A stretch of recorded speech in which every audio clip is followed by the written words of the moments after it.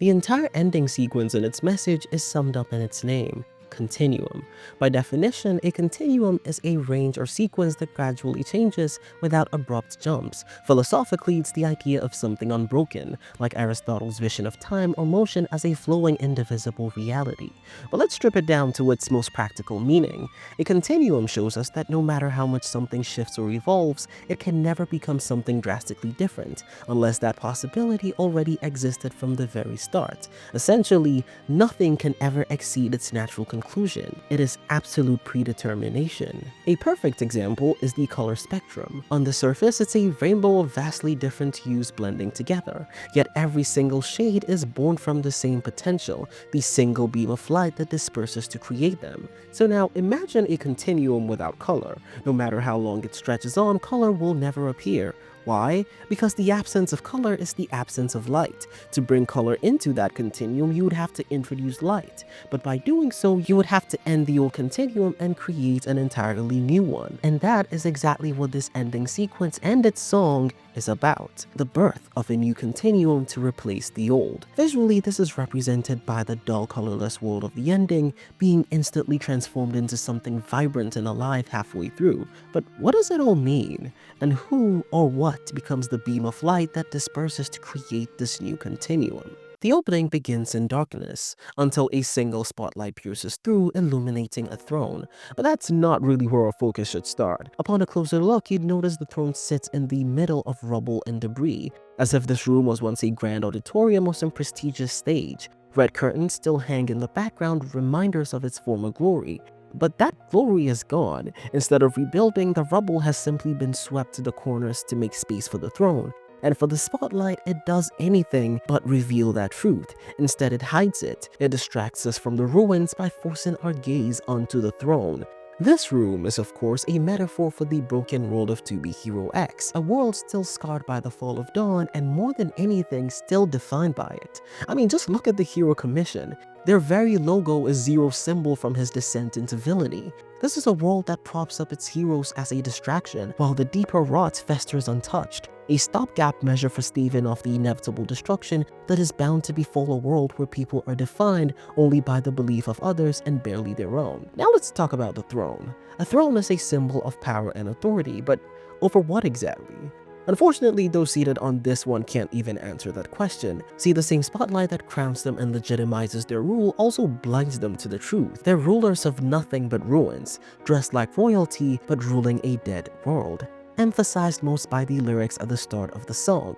Deeper cover, spotlight lover. The spotlight lover is so enamored by the glow that they can see that it's only a deeper cover for their own emptiness and the broken world. That despite being heroes, they can't enact any real change. So the only way to be a true hero would be to abandon the spotlight entirely, but that would mean abandoning what makes them a hero in the first place. And so they remain trapped, slaves to this false light. The throne itself reveals an even greater truth. As the countdown moves from the 10th hero to X, the throne never changes, only the one seated upon it. Even the coveted position of Hero X is no different. The throne existed before these heroes and will continue to exist after, and the authority they think they have was never truly theirs.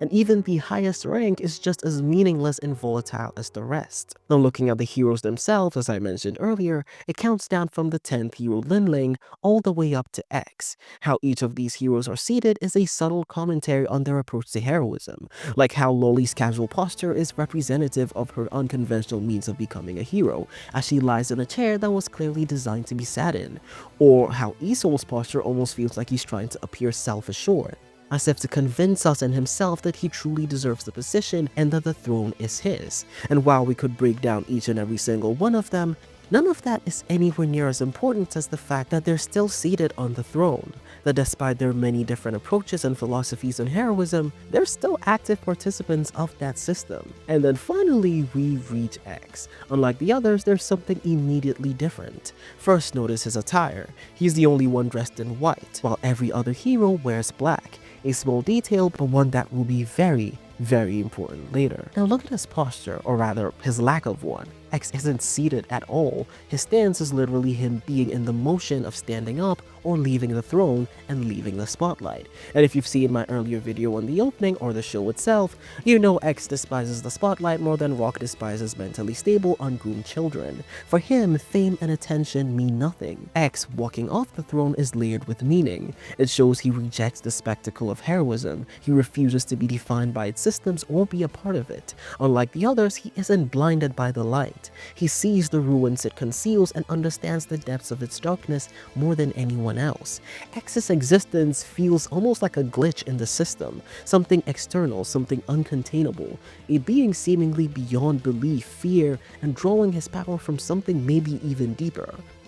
We transition to a single dove opening its wings, ready to take flight. And if you watch the opening video, which you really should if you haven't, as this is the sequel, you already know that doves are a metaphor for the heroes.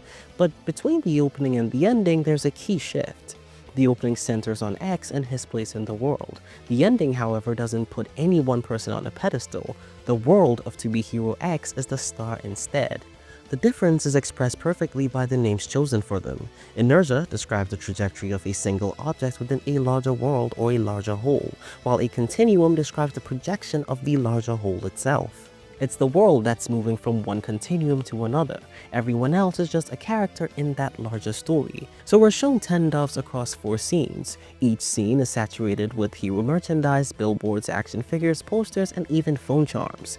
The city is littered with merch. It's a bleak but precise image. These heroes don't save anything, they're just brands, capitalist products packaged for consumption. And the lyrics underline the fantasy the world wants to believe. The stars circle around your head. Nations stoop to kiss the ground you walk on. It paints them as almost divine. Then the song rips away that fantasy and calls them what they really are, shillers. Whereas the opening uses visuals to reveal the truth, the ending exposes it through its words. From here, the song tumbles into frantic, fractured lines that map the despair born of this fake heroism. Better alive, the hero wonders if a comfortable falsehood is preferable. Better I die is pretty obvious. Better I make it stop is them wondering if maybe quitting would be mercy. As the phrase, the gravity shift in the abyss, shows the shoe will drop, points that the signs of the times imply that something terrible is about to happen. But then abruptly the stone pivots. They acknowledge that even if they're only a passing trend, they build the resolve that this is not the end of their story and that we should keep watching. These lines describe almost every hero in the story. This moment where disillusionment with heroism hits, but instead of breaking, most of them keep trudging forward. Like Loli, Mosha, Linling, the Johnny's Queen, almost all of them. Even X fits the bill after what happened during the Smile incident. Each of them find their own reasons to keep going. Their motivations differ, but the cycle continues. And then the visuals begin to tie it all together. Ulta and Hero stand gathered atop a building in a circle. X steps forward right between them and takes the center. He turns his head looking at the heroes who are all equally fixated on him. This moment is quite layered. On the surface, it shows that X is their goal, their target. He embodies everything they wish to be by holding the position of Hero X. But it isn't just about the rank, it's also about him. See, this scene captures the spectrum of feelings they hold toward X, like concern, respect, curiosity, and even defiance. Every glance is a different reflection of what he means to them. It also mirrors the wider world, because X is the undefined variable, a mystery. What is he going to do? And what is he going to become? At first glance, it appears as though X is staring right back at them. But the truth is, after what follows, it becomes clear that X was never looking at them at all. After watching episode 24, this moment was a clear reference to the start of the Hero Tournament, and hints at the fact that X's plan will begin to unfold at said tournament, which goes back to what I meant when I said X wasn't looking at them at all. He's looking beyond them, that while they're at war with him, he's at war with the world itself. Because it's here in this exact moment that the story the ending has been telling, and possibly the story of to-be Hero X itself, finally unveils. And because Li Haoling hates me, it's time for another physics lesson. See, in physics, color is a byproduct of light. Light creates color and the absence of light takes it away. That's why the world at the start of the ending sequence is so striking. It's colorless, a visual metaphor for how dark and lifeless this world has become. Yes, its heroes soar through the skies. Yes, they sell the people dreams wrapped in merchandise and capitalism. But even with all that, this world is devoid of true light, the kind of light that gives life its color, its meaning. What we see is an existentially hollow continuum, a system where meaning is derived only from who can please the masses, not from any deeper truth. And as with any continuum, by its very nature, it is doomed to continue in the same trajectory forever, as if fate itself is binding it. By the very laws of the universe, it cannot become something radically different, unless an external force enters, something outside the system that can shock it and end this continuum and begin another. And that is where X comes in. Across both the opening and the ending, X is consistently framed as an outsider. He exists apart from the current system, possibly even outside of trust and fear, a true enigma whose presence alone could either save this world or destroy it.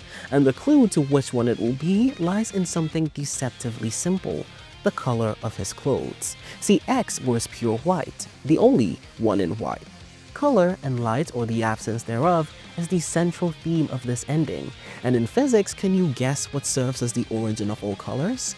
That's right, a white beam of light. Every color, the entire infinite spectrum of visual experience, collectively exists within a single beam of white light, and I believe that X is that very beam. His attire, pure white, isn't just a costume, it's also a statement.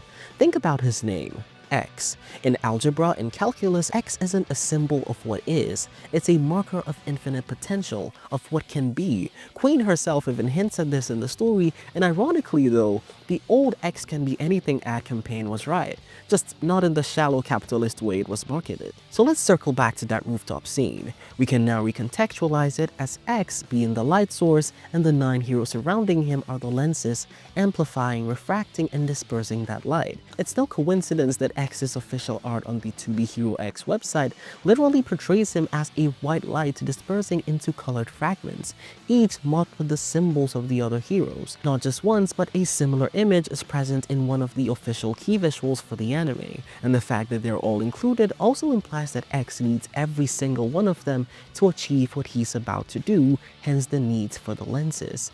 You might be thinking, wait, isn't light only split into 7 prismatic colors? I mean, red, orange, yellow, green, blue, indigo, violet. That's what we were all taught, and to some degree that's right. But the truth is, it's rather a broad oversimplification, a convenience really. In reality, the spectrum of light is infinite. Between those bands live countless transitional hues like cyan, magenta, turquoise, and even indigo. And wouldn't you know it, 4 of these very same transitional colors, cyan, magenta, indigo, and turquoise, appear in one of the impact frames of X's snap. White light pours from his fingertips, splitting into those very shades, a visual whisper, hinting at his true role being the beam of infinite potential, breaking into countless possibilities. But we're getting ahead of ourselves here. If you actually study the image with this in mind, it almost resembles a sun with 9 extending rays. Coincidentally, when Zero was still a hero, he too was represented by a sun logo marked by 9 extending rays, almost as if to suggest that this moment is meant to rival the scale of hope that Zero once inspired. A world-shaking event that, like Zero's rise, would shake the very foundation of everything. But unlike Zero's fall, which drained this world of its light and color, this new sun is about to give it back. And if that wasn't enough, the image also resembles an iris, an eye, which is fitting since after Zero's fall, his sun symbol morphed into the image of an eye, which would then mean that this was going to be similar to the fall of Dawn. But that's way too incompatible with everything going on here, so we can just ignore that. So as X raises his hand, we see a dove's pupils begin to constrict, which is a natural reflex to bright light. This imagery fits right in with how the ending has been interpreted so far, that X is about to shine a light that will redefine the entire world. And when we zoom out, we see a lineup of doves with eyes glowing like mirrors in the dark, reflecting that incoming radiance. Like cat's eyes under headlights, they're protecting themselves from what's about to burst forth. But there's some really sus business going on here too, because if the doves represent the heroes, and we can count 11 of them here, which perfectly matches the roster of To Be Hero X's 11 main heroes, including Nice. At first, we see 9 until a glitch ripples across the screen to reveal 2 more.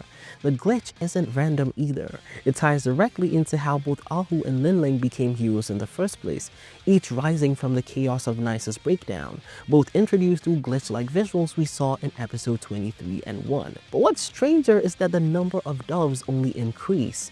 Nice isn't subtracted, despite his supposed death. The show seems to insist on preserving him within the story, mirroring how the real-world hero rankings still list 11, never removing Nice even after Linling's rise. After episode 24, we have confirmed that this does mean that Nice is still alive, and surprisingly, his current state is also implied in this scene. You've noticed that the dove on the far right, the one that appears after the glitch, has only half its face showing, and I believe that's a representation of Nice. Despite the fact that he still lives, he's seemingly only half the person he was before. Despite being physically alive, something deeper is missing. I mean, even in the art for the IRL polls, you've noticed that the light in his eyes have gone out. And while I personally would have preferred if he stayed dead, as his story had a really powerful ending as a tragedy, I'm interested in seeing where they want to go with him. Finally, as X raises his hand, signaling the end of the current age, we get a sequence of what appears to be a farewell montage, a best hits album of the present continuum. We see the trust values, the hero systems once again represented by the doves, and even the tragedies linked to their existence, like the plane crash that killed Vortex and Phobia Clone and also gave Cyan her powers, almost as if the world itself is saying goodbye to these elements, preparing to close the curtain on this entire age. And with our farewell said, X snaps. The spark takes the shape of an X, its 4 edges dispersing into red, yellow, and blue, the primary colors representing the raw essence of the visible world. But it doesn't stop there. The light fractures further into the transitional colors in the next frame, specifically cyan, indigo, magenta, and turquoise, a reminder that this isn't just a partial rebirth, but the unleashing of the full spectrum itself. The first proof of this is X's own body. His hand, previously dull and gray, is now drenched in color, as though the spark has rewritten the very physics of existence starting with him, and in the next frame, the light consumes the entire world. The heroes once perched atop the building with X are suddenly weightless. Stripped of everything that anchored them, they tumble together into the unknown, their falls surrounded by feathers, the individual symbol for this new continuum, which I will explain in a bit. Even X falls, though more slowly than the others, and that detail is very important, as it confirms that though he may be the source of this light, the axis of the new continuum, he isn't outside of it. He's subject to the same collapse and the same rebirth. A rebirth that I believe will have an even worse cost for him than anyone else, which means that this new age doesn't simply erase the hero's flaws and hand them a perfect world, it asks them, every single one of them, to become something entirely new. Some will gain and some will lose, but none of them will remain the same. Starting with the Johnnies, there isn't much revealed here beyond the expression plastered on his face, but that expression matters. Shock. Realization. It's as if in the middle of his fall something finally clicks. Perhaps the truth about his father's death, the question that's haunted him all along.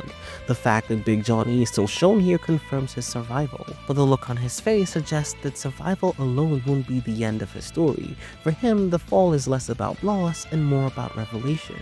Cyan, on the other hand, embodies the collapse of identity in a way that's impossible to miss. Compare her throne-bound appearance at the start of the ending, which looks pristine, polished with every detail perfectly composed, to her state when she's in freefall.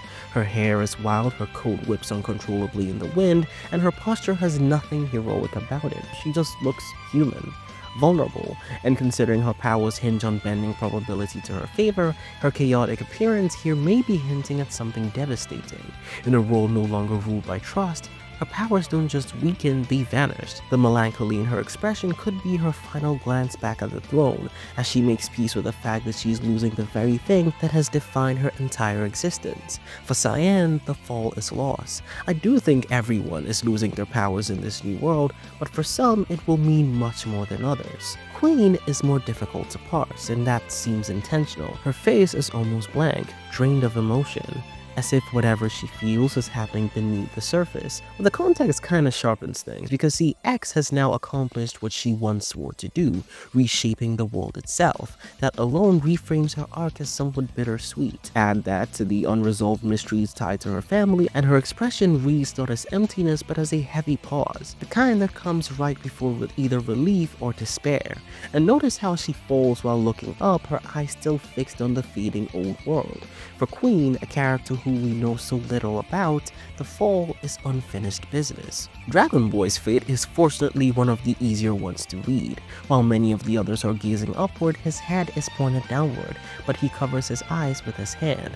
This gesture isn't random. It mirrors the exact same pose he struck when Rock once offered him godhood, the moment his dead eyes were briefly lit with possibility. To see it repeated here suggests that in this new world, Dragon Boy may again be offered the chance to shed his past and redefine himself entirely. For him, it means rebirth, though hopefully not before someone kicks out a few teeth first, because damn it, he really deserves it.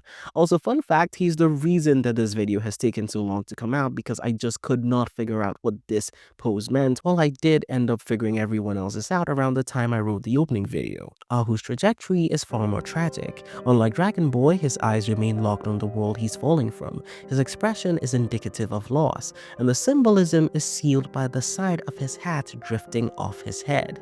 That hat means a lot to this character, as it was the catalyst of his hero career, the symbol that carried him from being just a dog into a trusted hero. Watching it float away feels pretty direct. In a world no longer defined by trust, Ahu will lose what made him sentient and possibly return to being an ordinary dog. Moses' descent is perhaps the most exciting, not because he's my favorite character. Okay, maybe because he's my favorite character, but it's also very promising. See, his body is angled sharply downward, as if he's diving into the unknown, and the key detail is his face. His lips are slightly parted, not clenched shut, almost as though he's on the cusp of speaking or maybe even smiling. For a character defined by silence and the inability to express emotion, for someone whose lips have literally been sealed by others' belief, this is staggering. It means the new world has freed him from those shackles, that Moshe may finally be able to express himself openly, to mend the connections that silence severed. And then there's Iso, who in contrast clings desperately to the past. His body twists upward, his eyes locked on the place he's falling from, his arms stretched back as if trying to claw his way back toward it.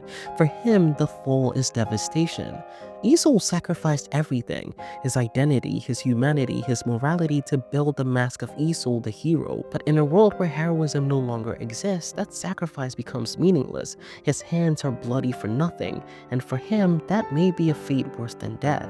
And I think that may also be tied to the fact that in a world where men can no longer become gods, he might not be able to achieve what I believe is his true goal, which is the resurrection of Shang Chao. And finally, we come to Loli. Unlike almost everyone else, she isn't weighed down by fear or regret. Her body language radiates joy, relief, freedom. She greets the fall with open arms, and honestly, who could blame her? The old world brought her nothing but loss and a restriction of her self-expression. To see her embracing the collapse means that for Loli, at least, the new Continuum promises something she's never truly had before: freedom and maybe a happy ending. Which brings us to Lin Ling. Unlike everyone else, he falls with his eyes closed, as though peacefully asleep. This detail sets him apart completely, and honestly, it leaves me with more questions than answers. I don't see it as a death flag that feels off the table, but if we're reading the fall as a mirror of each character's fate, then his closed eyes might be the most unsettling of all. See, eyes are how we take in the world, how we orient ourselves between past and future. Every other hero is defined by what they're looking at, up, down, or maybe even inward. But Lin Ling, his eyes are shut. It's as if he's refusing both worlds, the one he's leaving and the one he's entering, and instead retreating into a dream of somewhere softer, a dream of maybe someone. And if we connect that to Moon's death, then the implication becomes quite painful. The Lin Ling may be living on only inside the echo of that loss, clinging to a happiness that no longer exists. From here, the camera pulls away from the individuals and shows us the new world in its entirety. The shift is startling. What was once colorless is now drenched in vibrant hues. But something's also changed. The skies are empty, there's no doves, the streets are silent, no billboards or posters selling the image of heroes. Every scrap of branding, every ounce of hero merchandise has vanished, yet the world has never looked more alive. But it isn't completely empty, because in place of the doves, in place of the merchandise, the air is thick with feathers, hundreds, maybe thousands drifting through the light. And it's here that the true meaning of this new world begins to take shape, because the feathers are the key to what all of this means. But not before we visit X, who's the next and final hero we see, as that becomes another insight into truly understanding what these feathers mean. And I'm not gonna lie, X's fate does not seem promising. Like Ahu and Esau, his face is obscured, and if our pattern holds, that's always a sign of loss. We see him standing alone on a rooftop, the wind pulling at his clothes, looking out into the horizon. But something feels off right away. For one, there are no feathers drifting around him, the very thing that defines this new continuum. For another, if you studied X at all, you know he's a character defined by control. Control of the stage, control of the perspective, even control of the literal camera. He bends the production itself to make sure his cocky grin, his presence, his aura of inevitability always dominates the frame. But not here. Here, the camera doesn't obey him. It keeps its distance. It frames him like he's just another figure, another object caught in its lens. For the first time ever, but even more interestingly, X looks small, ordinary, diminished. And that raises the question, what has he lost? What has the creation of this new world cost him? What becomes of the man who became the world? And what's left of him once that role is spent? The obvious answer is his powers. Whatever force made him what he was, whether it was trust, fear, or something beyond either, he may have burned it all away to bring this world into being. But I don't think this is a setup for him becoming another Zero, some fallen villainous figure. No, if anything, this feels like the opposite. X might become the one who repairs the world instead of breaking it, but not without great cost. Maybe it's his powers, maybe it's something more, and maybe it's even his life. Which leaves us with one final question, the question hanging over everything we've seen so far. What world did X actually create? To answer that question, we need to look no further than the feathers that fill this new continuum. The feathers are all that remains of the doves that once filled the skies of the old world. In nature, plumage isn't just decorative, it's the very thing that makes a bird a bird. Feathers grant them flight, survival, and identity. A single bird can carry anywhere from 1,500 to over 25,000 feathers, none of which matter on their own. Their worth isn't defined by quality, but rather quantity, each feather meaningless until it joins the whole. And that's a perfect analogy for the heroes of the story. Figures propped up by trust values, exalted not by what they are, but by what others project onto them. But here the doves have vanished, and in their place only feathers remain. And the message here is clear. The entire system of trust and fear and the heroes born from it has collapsed. Those scattered feathers represent power returning to where it always came from, the people. We even see this visualized in the shot of a hand with its trust values glitching until they vanish, replaced by the firm grasp of the single feather in their hand. X hasn't just ended the current continuum, he's created a world where no one is defined by belief in another, but by belief in themselves. Trust is no longer a power projected outward, it's become something internal. Everyone can now truly be their own hero. Everyone except X. The scenes are conspicuously devoid of feathers, and if the feathers are the emblem of this new age, then X stands apart from it. By giving the world his essence, he has stripped himself of it. It's a tragically ironic fate. Once an enigma because he was untouchable, now an enigma because he's nothing. In a world where everyone is something. And finally, we return to the throne. The same throne we saw in the beginning, but now it sits empty. No heroes, no gods, no icons to worship. The only authority of this new age is the single feather that drifts down, landing softly on the seat. The feather, the symbol of inner power, the voice of the individual. As it settles, the spotlight flickers out, leaving nothing but darkness. the final nail in the coffin for the culture of celebrity worship that once defined this world. By choosing to kill the destiny that defined others, X may have killed his own.